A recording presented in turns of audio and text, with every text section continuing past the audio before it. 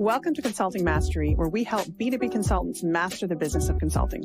I'm Carrie. And I'm Ahmed. Join us as we explore the art of delivering outstanding client value, earning a higher income, and thriving in today's marketplace.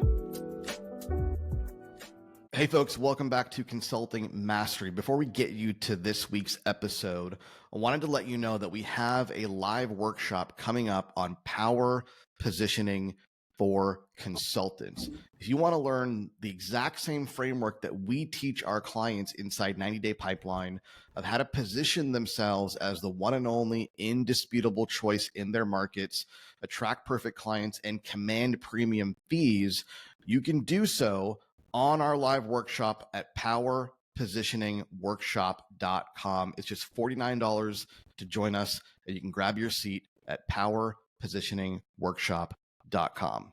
With that, here's this week's episode.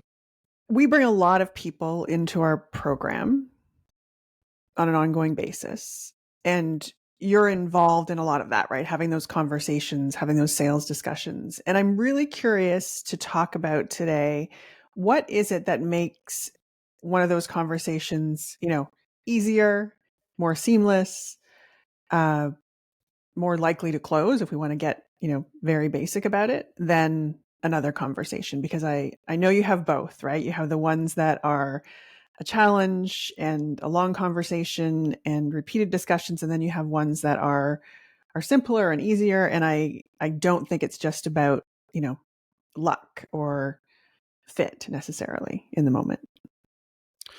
Yeah, well, let me offer a really simple categorization of different types of leads, and this will probably connect with folks in terms of how they interact with their leads. At least some of these categories will. I think you have, to generalize, you have cold and you have warm and you have hot. Okay. Now, when I say cold, I don't mean that word can be misconstrued. I don't mean that we're going out and spamming people trying to get meetings. That's not how we do business. When I say cold, and let's start with that definition, I mean relatively new in our orbit. Don't have a ton of exposure to us or our thinking or our methodologies. Still don't know a ton about what we do. Still very cold in that respect. They're a lead, they've opted in, they've reached out, they've done something, given us a signal that they need help, but they are relatively green. Okay. Warm would be, there's some level of exposure. There's a belief that we can probably help them. There's a level of interest, and they're a little bit more receptive to the conversation. And then hot being, I would say they're predisposed to buy. Mm-hmm. They are using our language. They're using our frames of reference. They're talking about problems using the language that we would use to talk about those problems and referring to our solutions. So folks are listening, and of course, they're like, okay, yeah, those are the ones I want, right? Let's get hot into those conversations. Yeah. It's what all of us want, right? And so for context, there was when I started this business and we launched 90-Day Pipeline, I was taking all the enrollment calls and all the sales calls for a while. And then we built a really big sales team, and I was doing none of that and coaching and leading the sales team. And now we've kind of come back to somewhere in the middle where I'm typically involved at the last step of the journey at this stage of enrollment. And so I agree, as the person doing the enrollment, I want to talk to people that are the most educated, that are the most bought in, that are the most predisposed to working with us, are the best quality, the best fit. And I don't necessarily want all of them to close, because we frankly wouldn't be able to serve all those people. But I want to be able to have the best, highest quality conversation so I can enroll the best, highest quality clients. So yeah, I agree. I want the hot ones all day long. And the thing that separates, a cold from a warm, from a hot lead, I would offer there's two things that separate them. And right away, I will tell you it has little to do with them. As little to do with who they are, where they're from, what type of organization. Obviously, I'm assuming that this is all within the context of a target market. And it has more to do with how well we've framed them and how much exposure they have to us. I think that's a really important point to highlight, because There's often this feeling, when we talk to entrepreneurs and we talk to even our clients when they first come to us, that there's something about just like, I just need to connect to the right person, right? As long as I connect to the right person, then of course they're going to buy, right? Of course they're going to engage. Of course they're going to want what I have because we're clearly a fit. And the thing that's missing, and the reason I want to highlight it is, I mean, you're articulating it really well, is just connecting isn't enough, right? Just linking to each other on that dating app is not going to get you where you want to go in your relationship. It's about, in a very, kind of thoughtful and methodical way, helping folks to see not just what you offer, but who you are. Because people are making this decision, a big decision often, right, to work with you in your business. And people don't make those decisions lightly. And so having a path that folks can walk down, right, and that you can help them walk through, that shows them those things and shows them in a way that is efficient and effective and really gives them a sense of, again, who you are and what you can do for them. That's really the thing that makes all the difference, right? Yeah. Yeah, it is fairly naive, right? This idea that if I just, and I hear Yeah. this all the time, if I just got in front of the right people, I close so many more deals. Well, frankly, that's a little bit insulting to the buyer, Yeah. right? Because what you're saying is, oh yeah, my clients, once they find the right person, they automatically buy. It's just as long as you're there, right? And you're making some level of sense, they're going to buy. And you don't buy like that. Yeah. Just because somebody happens to, you happen to discover them on LinkedIn or they happen to land in your DMs at the right time and you get into a conversation, you don't automatically buy. It's a foot in the door. Sure, like awareness and discovery is important. We teach that.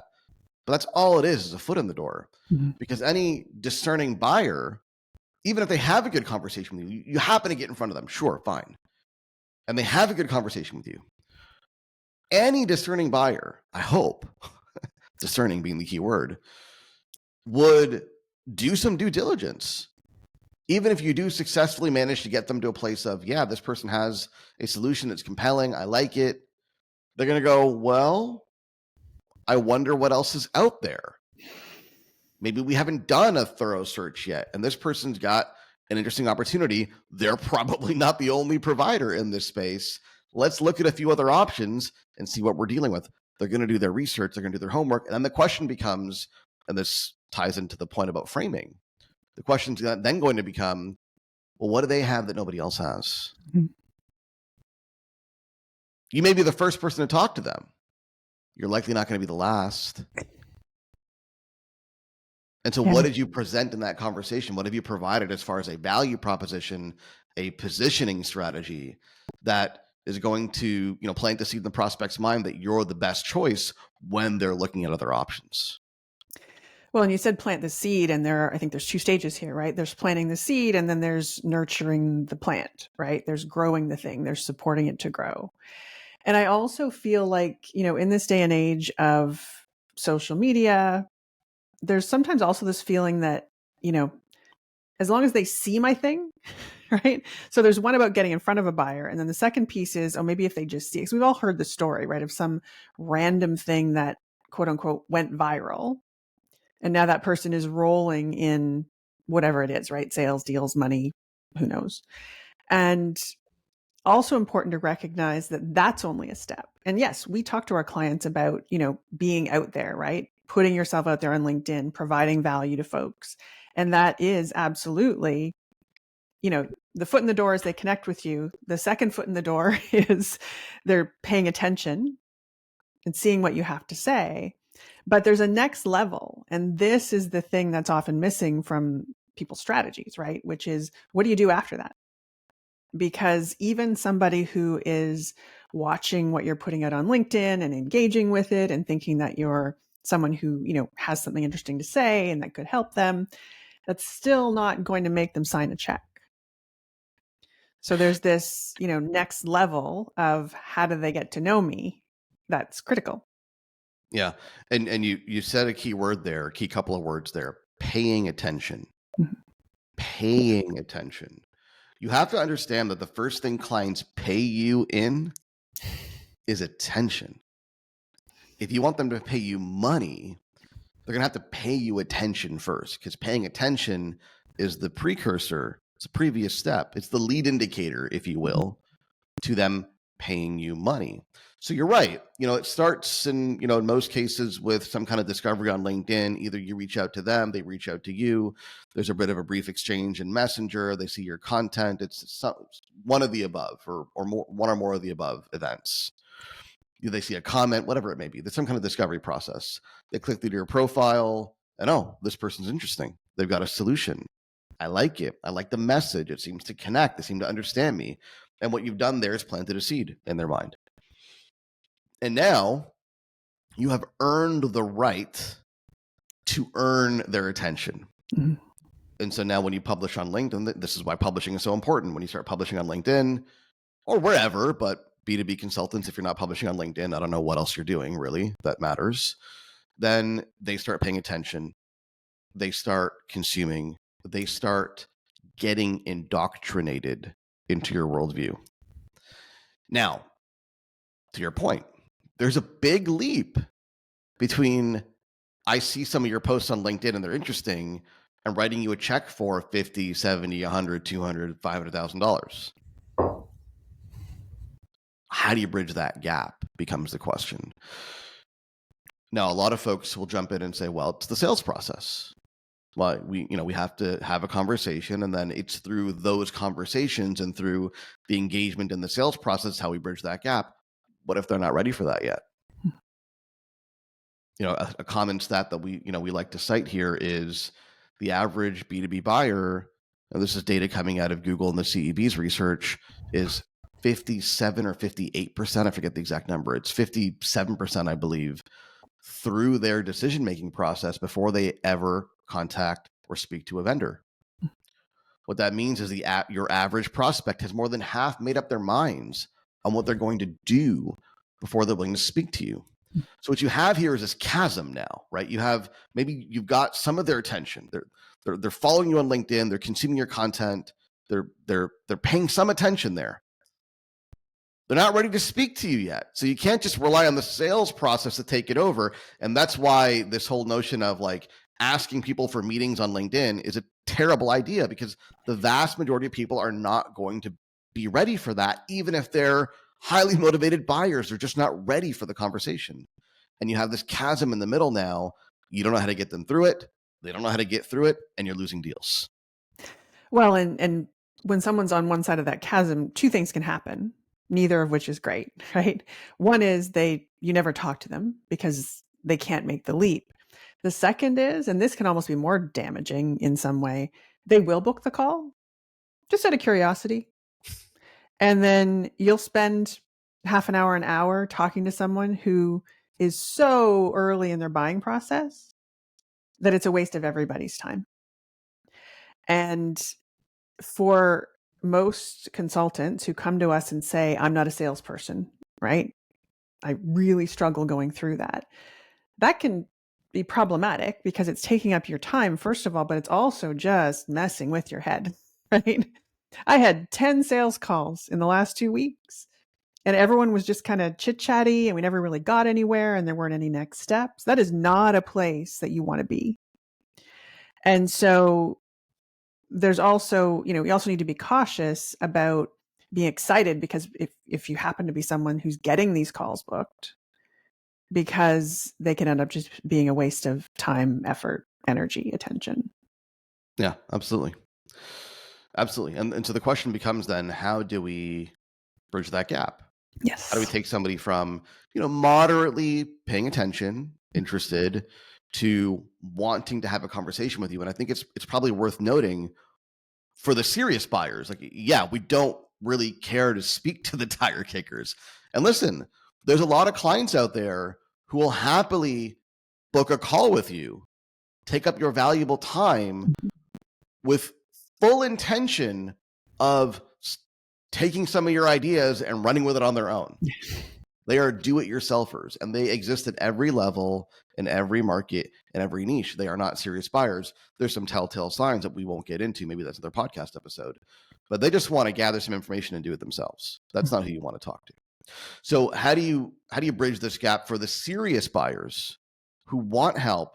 Well, the key here is understanding what makes them want to talk to you.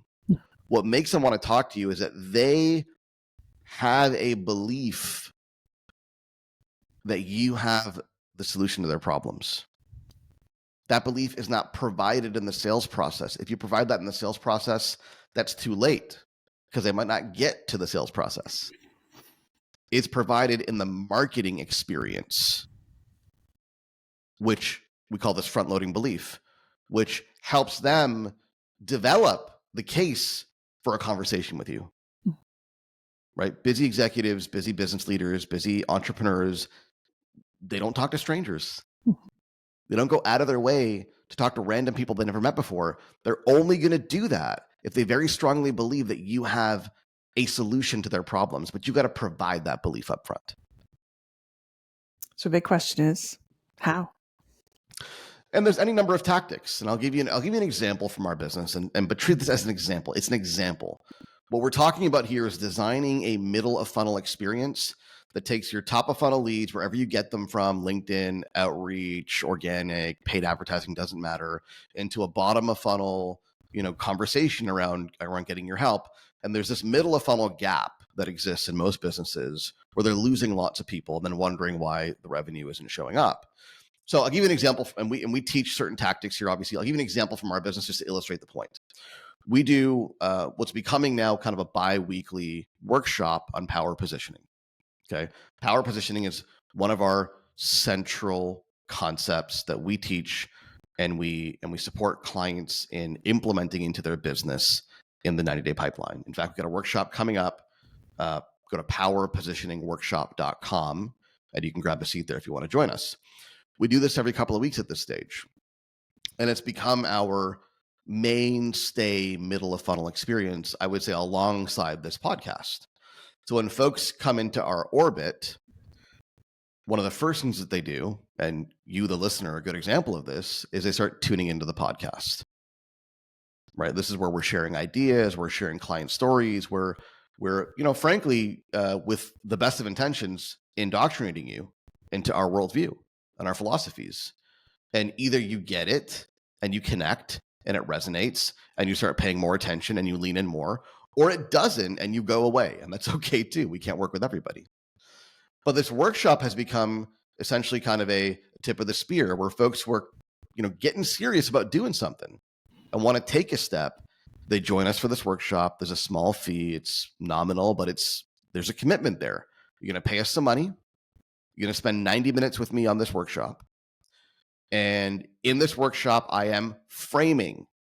So I don't want you to think that this is just about time and exposure, and then this idea that it's strictly about exposure leads people down the wrong path. This is why you have people on LinkedIn, trying to go viral. To your point earlier, right? Thinking that exposure will win deals. No, you can be famous and poor. Okay, exposure is not enough. On these workshops, I'm framing.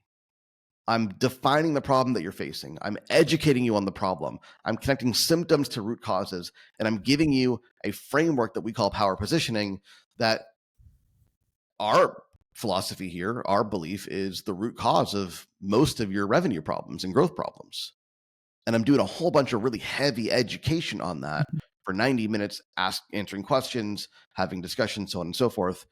And for the month of October, as of the time of this recording, we're recording this on October 29th, 2024, more than half of the deals that we closed this month were on that workshop.